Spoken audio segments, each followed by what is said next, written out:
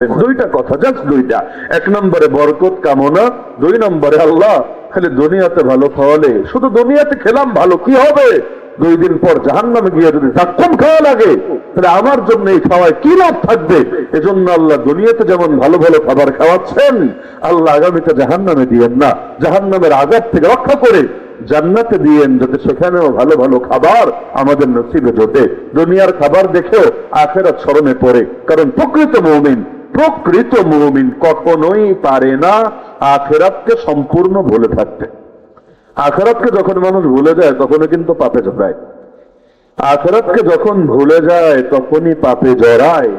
এজন্যই নবীজি বলেছেন, আকসিরু যিকরা হাদিমিল লাযযাত আল মাউত, তোমরা সব স্বাদকে নষ্ট করে দিবে যে মৃত্যু, সেই মৃত্যুকে বেশি বেশি বেশি বেশি স্মরণ করো। কেন স্মরণ করলে কি হবে? হ্যাঁ, এটাই হবে। মৃত্যুকে বেশি বেশি স্মরণ করলে নিজেও পাপ থেকে বিরত থাকা সহজ হবে। এজন্য মাঝে মাঝে কবর জিয়ারত করবেন একান্তে গিয়ে, মাঝে মাঝে চেষ্টা করবেন, যদি কখনো অতটুকু হিম্মত থাকে, অনেকের আবার তাও নাই, মাঝে মাঝে গিয়ে লাশ গোসল করাবেন।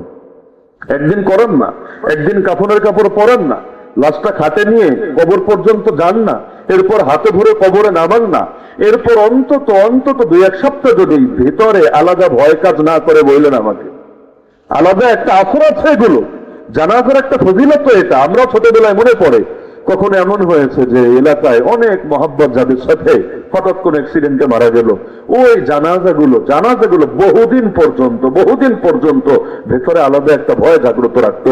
তাহলে মৃত্যুর ভয় মুসলমানের জন্য খারাপ না, কারণ নবীজি বলেন ঈমান জিনিসটা কি? ঈমান হলো আশা আর ভয়ের মাঝামাঝি। আহলে সুন্নাত ওয়াল জামাতের আকীদা এটা, আল ঈমান বাইনাল খাউফি ওয়ার রাজা। ঈমান হলো ভয় আর আশার মাঝামাঝি। ঈমানের জন্য ভয় লাগবে, যদি মরার ভয়, আখিরাতের ভয়, কবরের আযাবের ভয়, জাহান্নামের ভয় সব হারায় যায়, ঝামেলা আছে।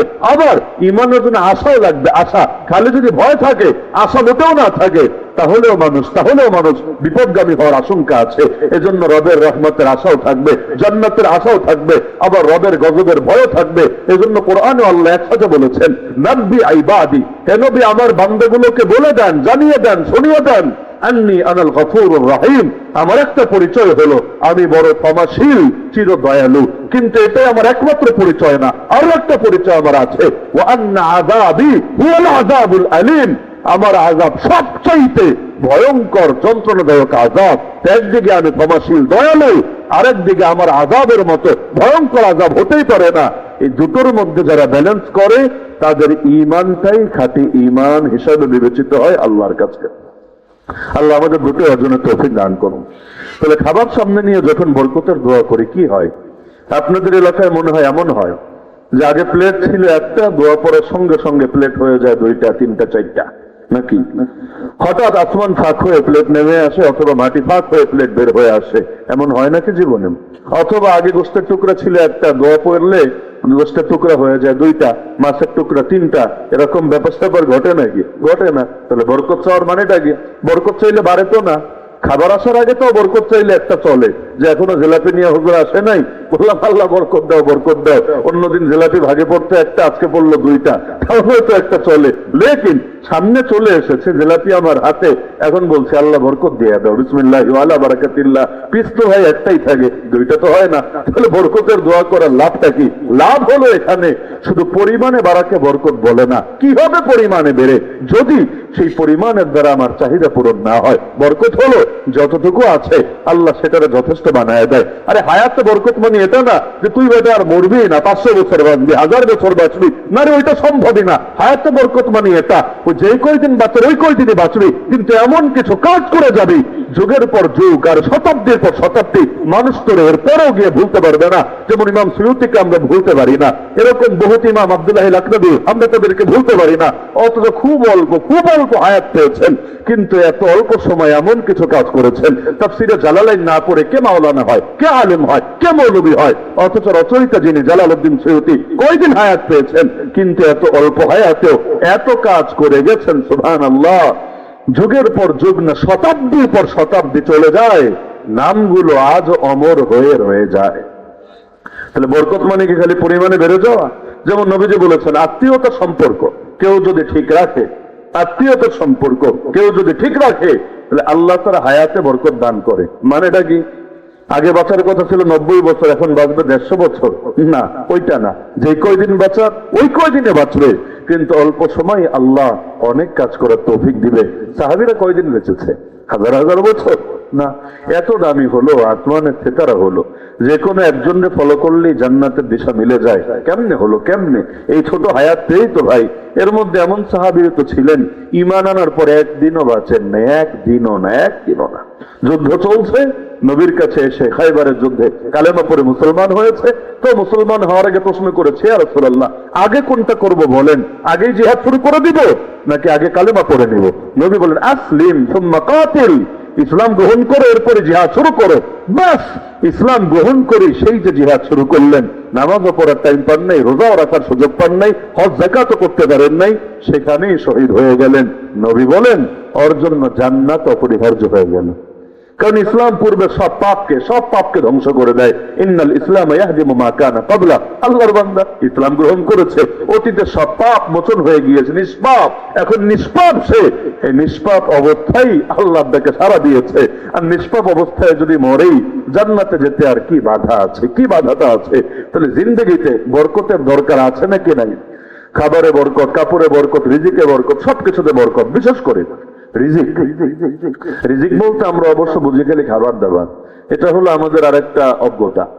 ইসলামের বিধানগুলো বা কোরআনের শব্দগুলোর সাথে আমরা খুব বেশি পরিচিত না। যেমন দিন বলতে কি আমরা বুঝি ধর্ম, ধর্ম মানে কি? ওই ব্যক্তিগত জীবনাচার, কিছু পূজা অর্চনা, কিছু এই সেই, এটা ধর্ম। অথচ দিন শব্দটা এর চাইতে বহুত ব্যাপক। দিন এমন একটা শব্দ যার ভেতরে পূর্ণাঙ্গ আদর্শ লুকিয়ে আছে। ইসলামকে যে দিন মানে, জিন্দেগির সব ক্ষেত্রেই সে বাধ্য আল্লাহর আনুগত্য এবং রাসূলের তরিকা ফলো করতে। এটা সম্ভবই না যে ইসলামকে দিন মেনে, জাস্ট একটা ধর্ম মেনে, ওই হিন্দুরা যেভাবে কিছু পূজা অর্চনা করে বাকি রাজনীতি অর্থনীতি নিজেদের মতো স্বাধীনভাবে করতে পারে, কারণ এই ক্ষেত্রে তাদের ধর্মের এত বিস্তৃত শিক্ষা দীক্ষা নাই। লেকিন একজন মুসলমানও যদি একই আদর্শ ফলো করে, কিভাবে এটা সম্ভব হতে পারে? আজকাল তো বাংলাদেশে সেকুলার মুসলমানদের বাম্পার ফলন হচ্ছে, মুসলমানও আবার সেকুলারও, মাশাআল্লাহ, বিশাল ব্যাপার স্যাপার। কাউরে যদি বলেন সে পুরুষও সে হিজড়াও, এমনি সম্ভব রে ভাই? দুইটা তো একসঙ্গে হয় না। হিজড়া তো এটা আলাদা একটা ক্যাটাগরি, তাই না? এখন সে পূর্ণাঙ্গ পুরুষও আবার সে পূর্ণাঙ্গ হিজড়াও, কিভাবে পসিবল?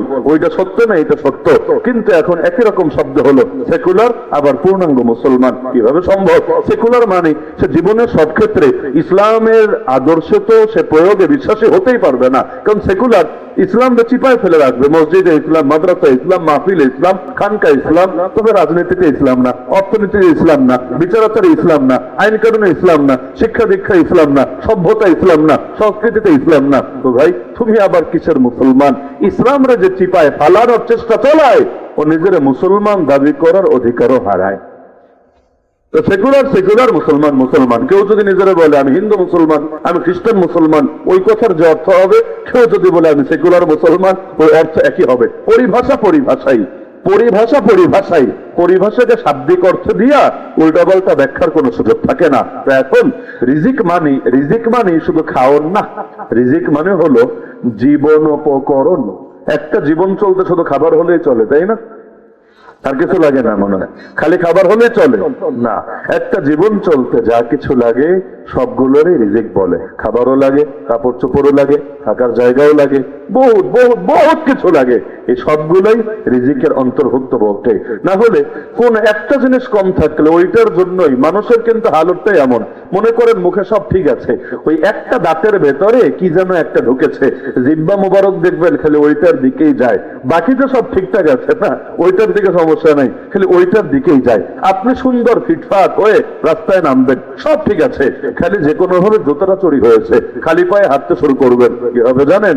দেখবেন এই যে মাথায় এত সুন্দর টুপি, পাবলিকের এদিকে নজর নাই, গায়ে এত সুন্দর জামা, পাবলিকের এদিকে নজর নাই, এত সুন্দর করে চিরুনি করেছেন, দাড়ি চুল, পাবলিকের এদিকে নজর নাই, সবার নজর আপনার পা মোবারকের দিকে। কি হতো জুতা কই? আরে উপরে তো সব ঠিকঠাক বাটে, এটার দিকে তাকা না, যেখানে ঘাটতি, যেখানে অপূর্ণতা, তাহলে ওটার দিকেই মানুষ তাকাবে।